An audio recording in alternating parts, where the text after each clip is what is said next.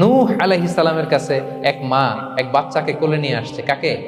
বাচ্চাকে কোলে নিয়ে এসে নূহ আলাইহিস সালামকে বলে, ইয়া নবী আল্লাহ নূহ উদউ আল্লাহ আলা, আমার বাচ্চাটার জন্য একটু দোয়া করেন যাতে আল্লাহ তার হায়াত বাড়ায় দেয়। তো নূহ আলাইহিস সালাম বললেন, কাম আমরুহ, বয়স কত তোমার বাচ্চার? বলে সালাসু মিআ সানা, 300 বছর। কোলের বাচ্চার বয়স কত? অনেক হায়াত পেত তো। তো উনি বলতেছে, তুমি 300 বছর তোমার বাচ্চার হায়াত, মানে এখন বয়স, তুমি আরো হায়াতের দোয়া চাইতেছো। তুমি কি জানো আখিরি জামানায় এমন এক জাতি আসবে যারা 60 থেকে 70-এর মধ্যে সব মরে শেষ।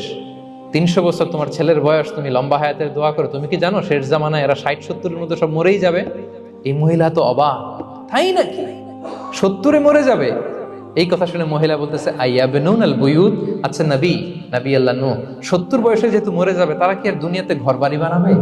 কেন মহিলার ধারণা 70 বছর যেহেতু হায়াত, ঘরের তো আর প্রশ্নই আসে না, এটা তো এমনি সেমনি কাটায় চলে যাবে। আজকে যদি আয়না দেখাইতে পারতাম ওই বুড়ির